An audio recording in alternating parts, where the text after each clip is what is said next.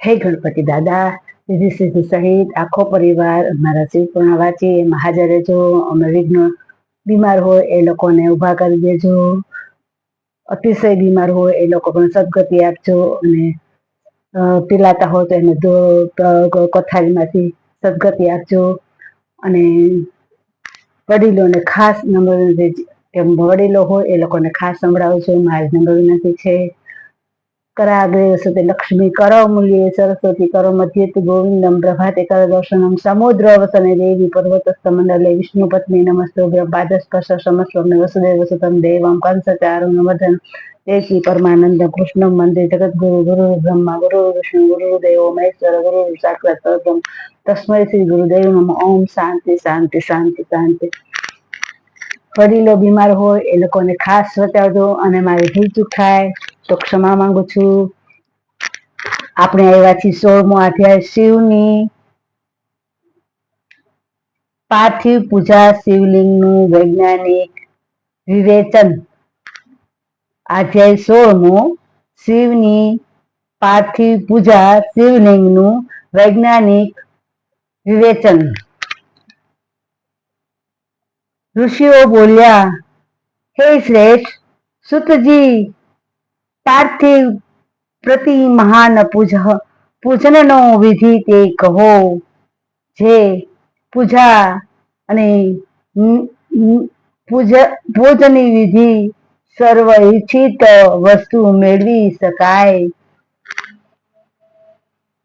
સૂત પુરાણજી બોલ્યા, તમે આ બહુ જ ઉત્તમ પ્રશ્ન પૂછ્યો છે, જે સદા જ સર્વ અર્થને આપનાર અને તરત જ દુઃખને શાંત કરનાર છે. દુઃખને શાંત કરનાર છે. હું તમને કહું છું,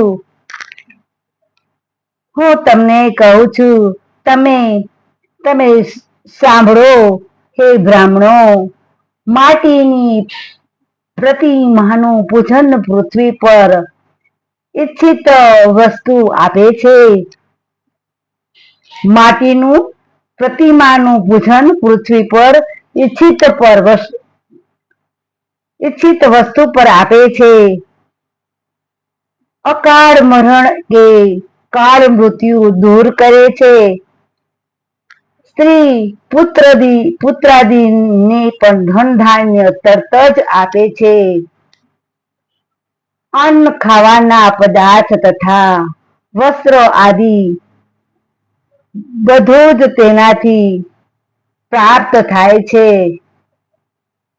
આમાં પુરુષો તથા સ્ત્રીઓનો પણ અવશ્ય અધિકાર છે. હવે પાર્થિવ પ્રતિમા કેવી રીતે બનાવી શકાય તે જોઈએ. પાર્થિવ પ્રતિમા કેવી રીતે બનાવી શકાય તે જોઈએ.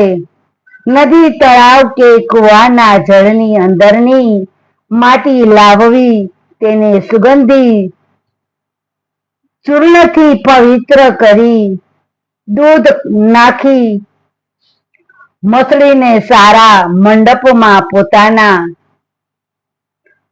પોતાના હાથે પ્રતિમા બનાવવી, તેને દરેક અંગ પ્રત્યંગથી યુક્ત અને આયુ સહિત બનાવી,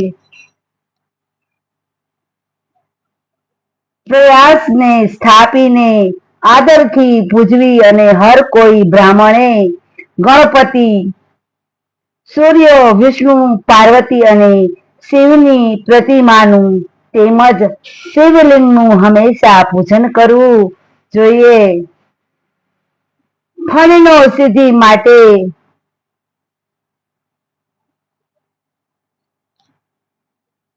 ષોડશોપચારથી પૂજા કરવી, તેના પર પુષ્પથી પોષણ અને મંત્ર સહિત અભિષેક કરવો.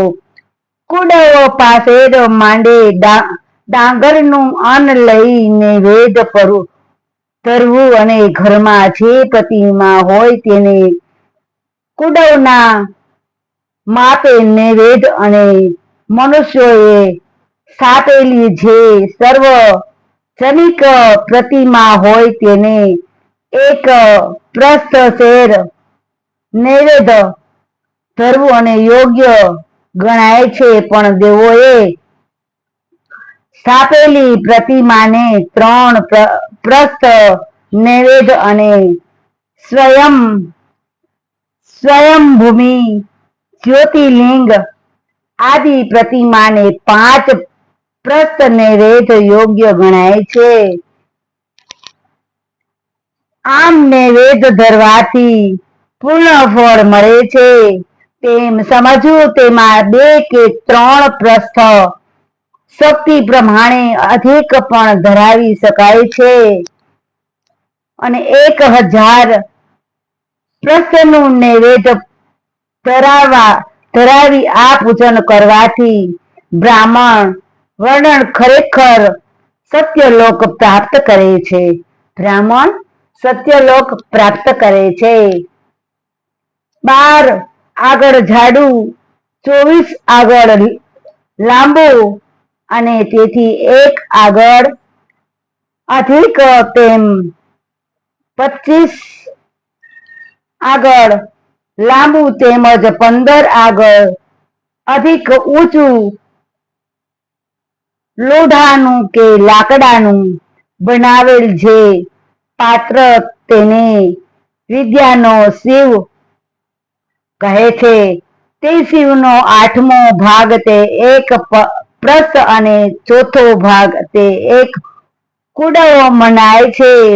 આમ 10 પ્રસ્થ, 100 પ્રસ્થ અને 1000 પ્રસ્થના માપે જળ તેમ અને ગંધાદિ દ્રવ્યોથી યજ્ઞયોગ્ય મનુષ્યે સ્થાપેલી, ઋષિએ સ્થાપેલી તથા સ્વયંભૂમિ પ્રતિમાની જે પૂજા કરવી તેને મહાપૂજા કહેવાય છે. અભિષેકથી આત્માની શુદ્ધિ થાય છે. ગાયથી પુણ્ય મેળવાય છે અને નૈવેદ્યથી આયુષ્ય તથા તૃપ્ત અને તૃપની ધન પ્રાપ્ત કરાય છે.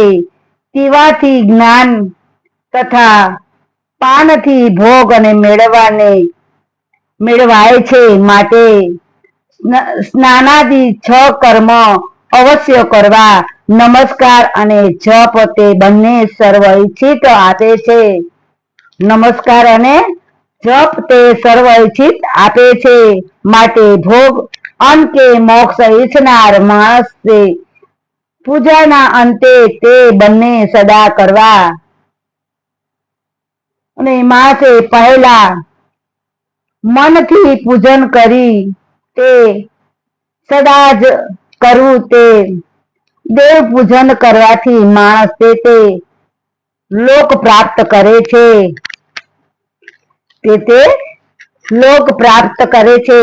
હવે આપણે 16મા અધ્યાયનો 1 પેજ પૂરો થયો છે. હજી 2 દિવસ થશે,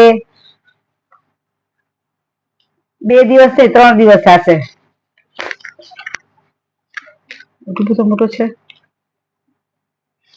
3-4 દી થશે. 1 2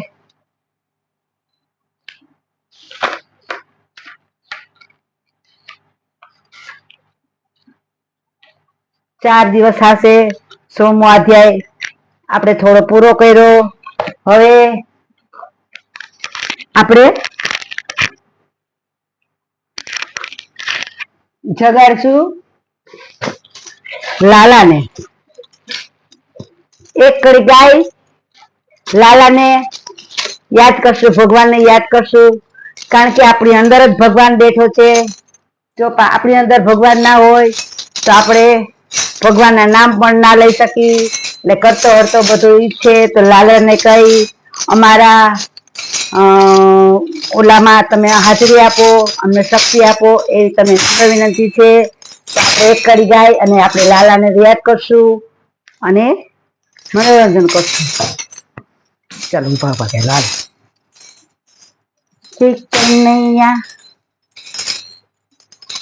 જાગરે કાના જાગ, જાગરે કાના જાગ, જાગરે તારા, જાગરે તારા પાડ જગાડે, જાગરે કાના જાગ, જાગરે કાના જાગ, જાગરે કાના જાગ, જાગરે તારા, હા જાગરે તારા પાડ જગાડે, જાગરે કાના જાગ, આવરે કાના આવ, આવરે કાના આવ, બાળરૂડાના છે બાળકોના દુખડા દે, એ બાળકોના દુખડા કાપા, આવરે કાના આવ, આવરે કાના આવ, આવરે કાના આવ, દુખિયા તારે જ્યારે આવે, આવરે કાના આવ, એ દુખિયા તારે જ્યારે આવરે કાના આવ, દુખિયાના દુઃખ દૂર કર કર જાજે, દુખિયાના દુઃખ દૂર કર કર જાજ, એ જાગરે કાના જાગ, જાગરે કાના જાગ, જાગરે તારા પાલુડા જગારે, જાગરે કાના જાગ, એ આવરે કાના આવ, આવરે કાના આવ, એ જાગરે તારા પાલુડા જગાડે, આવરે કાના. ચાલો આપણે એક કરી જાય અને પ્રભુને યાદ કર્યા, કારણ કે આપણું બધું કરતો હતો મારો લાલો જ છે, એ આપણી અંદર બેઠો છે, તો આપણે બધા કાર્ય કરી શકીએ છીએ, આપણે ઉઠી શકીએ છીએ, આપણું લોહી બનાવે છે, બધું જ કરતો હતો આપણો હરી છે. તો આપણા હરીને કહી કે સદાય અમારી હારે રહે, આપણા બધાના દુઃખ દૂર કરે, એવી મારી નમ્ર બધાને જય શ્રી કૃષ્ણ.